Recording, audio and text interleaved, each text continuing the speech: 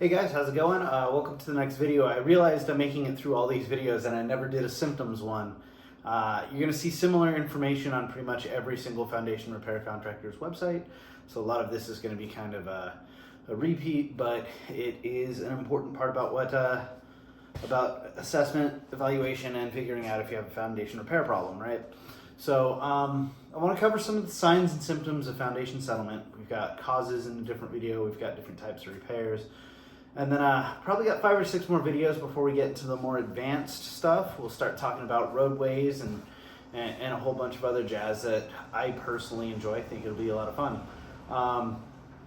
In any case, on a structure, what you really have to do is keep an eye out for cracking. It's one of your most telltale signs, aside from like obvious sloping of floor. So we're gonna start inside a house is what we're gonna do.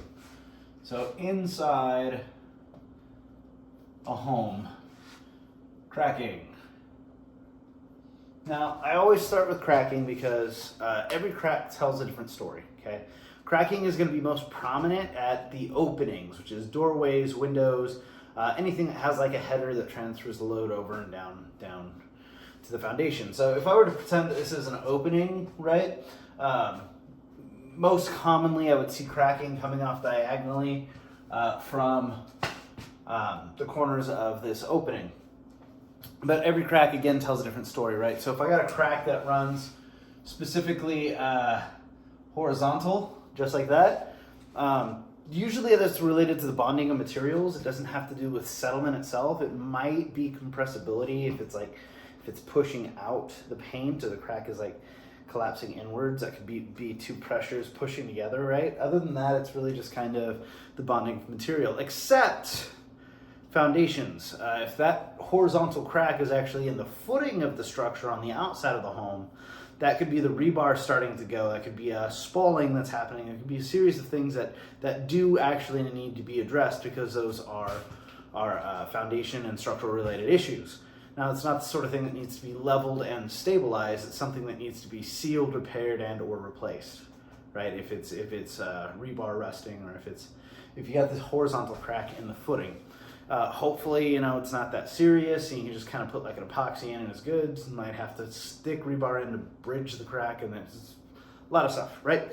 Anyway, you have vertical cracks. Now, these vertical cracks may or may not be related to foundation movement, okay?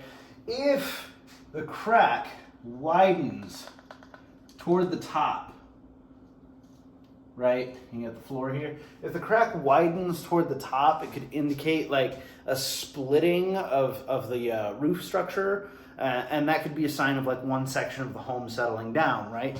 And if it splits more toward the bottom, down here, rather than up top, then that's an indication of like a separation or a pulling apart, which could be like clay soils causing the slabs to step away. It could be hillside creep. It could be a lot of things, but that would be like the bottom separating because it's pulling apart. Okay, but the most telltale sign that we look for is this diagonal cracking. And just about every single website, you probably see like the brick structure that has the diagonal cracking on it, right on the outside. Same thing, it would be like a diagonal crack here. And what that indicates for us though is a downward force and an outward force. So the cracks literally point to the problem. And when you explain this to homeowners during an inspection, sometimes they get all excited and they start running through the house and checking out cracks and showing you, oh, there's this here and there's this here, and this is kind of fun, right? But just because you have cracking doesn't mean necessarily that it's a foundation-related issue. Just because you have some signs and symptoms that are throughout this whole video, if you have one or two, it could be any myriad of things. It could be like the flexing and shrinking of the wood seasonally on the inside of the structure, and that's why your door is sticking, right? Which we can talk about in a second. But if you find a series of signs and symptoms, or like the obvious sloping of the floor, those are telltale signs of foundation movement. But aside from that, just because you have one or two signs doesn't necessarily mean you have a problem. So cracking, usually by openings, right? By openings. Sloping of the floor. If there's like an obvious tilt in the house, there's probably a settlement issue somewhere. Gaps. at baseboard or what, crown molding or roof line, right? Molding. Right, so gaps in the bottom to the top. Yep. Doors and windows. Stick or swing freely. Those both are signs, but again, that could be like the flexion of the wood, right? It's not necessarily going to be a thing. Cracking floor tiles. Cracking floor tiles. Separations, cracking, bending, bowing, tilting. Yeah, I think that's it for inside. So that's really it. Now, I mentioned in one of our previous videos about how contractors were not necessarily the best guys in the world, and so now we have to have special inspections. It's an unfortunate reality for realtors, real estate agents, and new-time home buyers that a lot of times these are going to be covered up cosmetically with those type C repairs that I usually talk about. That's all the cosmetic patching and stuff. And what makes it difficult is that if I'm going to sell my home, I'm going to remodel it, right? I'm going to make it look good so that I get the maximum value when I'm making that sale. But if I cover all this stuff and later they all start coming out again, that could very easily look like you were intentionally trying to hide something from the disclosures during the home buying process, right? So that makes this really, really difficult. Be diligent when you're doing your inspections of a home. My recommendation is grab a flashlight. You can put the flashlight pointed upward right on the corners. And oftentimes, even if you've got a new layer of paint right there, it will show you signs of that old crack that used to be there. Look for shavings on the doors and stuff. Just look for all of this stuff on the inside. It's tough, right? That's it. It's tough. So that is the inside of the home. On the outside of the home, I'm going to give you guys two things right now, and I might have said this in another video already, but on the outside of a home, you're still looking for those diagonal crackings, which that'll show up in like your stucco, right, and stucco falling off and crumbly footing. Look for signs of obvious signs of damage. That's like your you see that little piece of the stem wall right by the weep screed down at the bottom of the stucco, and you can see some concrete right there, right? And if that's all cracking, falling apart, spalling, if you've got a horizontal crack or anything like that, those are all signs of structural issues that will probably need to be addressed, right? So any obvious signs on the outside like that. You're still looking for gaps in doors and windows from the outside. And I also recommend you check by the fascia board. Look for like separations up top, anything that shows like twisting or bending of any of the roofing elements that you have, or anything that's like bulging or bowing out. It's like bulging, bowing out. These ones are serious problems. Bowing out. If you see at the bottom of like the housing structure and it looks like the sill plate or the stucco and everything is like pushing out or sucking in, that footing could be rolling over, right? And those causes a whole mess of different problems rather than just slap a pier on it and pray to God that it works, right? That doesn't work very well. So look for any of the signs of bulging and bowing. And I always tell people, just on a causes and symptoms kind of thing, which I know is in that video, look for signs of efflorescence, that white powdery substance down at the bottom, or something that looks kind of like mold and mildew, a green mossy kind of thing down at the bottom. That tells me water sits in those places for long periods of time, which means, especially if there's a combination of these, right when you find something like that, it's all in the same area, you probably have a foundation settlement problem, right? Even if you find that the whole house has been remodeled and you see this stuff here, start asking questions, right? So I've got a pet peeve, a bone to pick, if you will. It's a bone entirely, but you got a house, and you got this land, right? So first thing I do everywhere I go, it's a sickness at this point, guys. I do this all the time. Doesn't matter where I go. First thing I do is I trace the water like I call heaven to earth. If it rains, where does the rain hit? Okay, it hits this A-frame roof, right? So then the water has to channel down.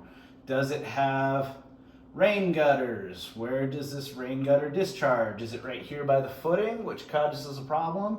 Does it go underground? Like, where does it go, right? And once the rainwater hits here and falls down, and maybe there's the weep screed down here to channel the water through the stucco, and that's great, and it dumps. Is this concrete? Is this a planter? Does water pond there? Is there proper grading in order to channel the water off the lot, right? So I literally trace the water heaven to earth, legit everywhere I go. It's a sickness, okay? Another quick note about exterior or outside symptoms. Remember I was saying openings is the big telltale, right? If you have doors and windows anywhere, you got a header, it transfers. Can you think of something on the outside that has a significant opening in most houses? Would be an attached garage. Garages are always a challenge. So garages have slabs that are oftentimes just floating. Sometimes they're tied in with post-tension cables. Sometimes they got a bunch of stuff like that. Sometimes homeowners don't care about the garage slab. You're sitting on a medium dense clay and it cracks up all the time anyway. Like maybe you just want to seal the crack, leave it alone, replace the garage slab. If the garage starts to tilt, unless there's separation on the roof, I can't draw that. Unless there's separation on the roof that's like pulling it away from the house, people don't generally care about their garage. But you'll also find that most foundation repair contractors don't check out the garage unless they're specifically asked to. Because garage slabs are independently poured, and that's my footing, and that footing attaches to the rest of the house, right? So this slab is by itself. Because of that, if I take my measurement points in the garage, it's not necessarily representative of the stem wall and the footing of the structure, it's representative of the slab, right? So that's kind of a difficult little point that we'll talk about when we get into more advanced manometer reading. But I'm just saying, as far as the signs and symptoms thing, it could be two separate issues. But a garage, this is gonna be bad. Wah, wah, wah. See, told you it was bad. But there, garage door, hoorah, we've got a little roll-up garage door, cute, right? From here, though, there's this huge header. It's like 18 feet, 22 feet wide, right? So you can expect to see cracking up in that section of the garage if the foundation is moving, right? From the outside, you can expect to see this beam here. This header might start twisting. You'll oftentimes see cracks right in the middle there. Those are all things that you can see specifically from the garage, which helps you identify some of the problems that could be foundation movement related. Finally, there's a whole basement section that we can do, but there's not a whole lot of basements in the state of California. In any case, if you're inside the basement, you've got all of the inside signs, you've got all the outside signs. Generally, you don't have a whole lot of openings. The other thing you'll look for is the face of the wall, and then I'll do like a side view, right? If you've got signs of buckling here on the inside of the wall, right, then this wall could be tilting like so. And that's danger of a collapse because this hall has something called lateral earth pressure. It's sideways pressure of all the dirt that it's retaining back here. Right? And if it starts to fail, there's a lot of ways that you can handle it, but I would not just epoxy this. This is where you start getting into like carbon fiber staples, which are fantastic, wall anchors, wall screws. You can inject this area to reduce the lateral earth pressure. There's a lot of ways to handle that, but really what you're looking for is the buckling, the tilting and leaning of the perimeter walls. And you're looking for signs of cracking on the four walls surrounding. Ideally, there's four walls surrounding. Went to a house in the city of Chico. They had dug out a basement and they had no support, like no wood tiebacks, no temp shoring, nothing. It was just like a 10-foot deep pit underneath the house. It was very uncomfortable. I thought it was going to collapse. Anyway. Last thing, as far as symptoms are concerned, since we're on a symptoms video, If you're inside a crawl space, okay, you got to check the perimeter footing, and you got to check how these, I got to make a crawl space video. You got to check how these you got to check how those attach into this. Sometimes the footing is notched out and the girder sits directly on it, right? Sometimes they have it braced on, sometimes they have it connected. Sometimes they don't have it connected at all. That's actually a problem, but sometimes they don't have it connected at all. So you got to check this little connection here because that is a significant failure that you can expect to see. Now, if you've got a girder that's spanning between two of your interior posts, right? Post, girder, and post. God, I can't draw. This is so terrible. I'm sorry. Girder. So I got my girder here, right? And this is my interior post. This is my interior post. And my grade, or here, wherever it happens to be, right? If I am crawling around a crawl space and I see gaps here or gaps here, if these guys are tilting, if they're leaning, if they're twisting, if they're undersized, right? Your interior posts should be 4x4 wood minimum. 4x4, 4x4. Your girder should be 4x6. Oops, 4x6 minimum, right? If any of it's undersized, and especially if you start to see this job going on, where the girder is bowing down between your interior posts, it's usually a pretty telltale sign that there's too much load and the spacing of your interior piers are too far apart. If it's cracking, breaking, falling apart, whatever like that, is usually inferior construction. And then there's actually a great company out there called Clean Space. They're experts on this, but controlling humidity, moisture, and mildew inside a crawl space by putting like this Clean Space matte material up. It's got like 20 mil thick polyethylene lining, which is great for controlling moisture, so you prevent either dry rot or just wood rot because of all of the moisture that channels itself through a crawl space. Anyway, bowing, tilting, leaning, twisting, cracking, underbuilt elements of your subfloor or of your raised floor foundation system, those are all signs on the inside of a crawl space. And of course, all of the exterior signs like that footing, cracking, and so on and so forth.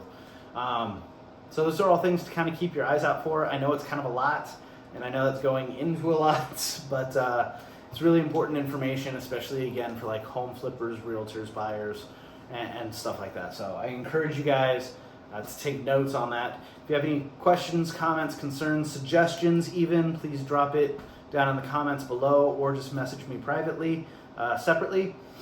Please like, share, subscribe, and all of that fun jazz. Thanks so much, and I will talk to you guys soon.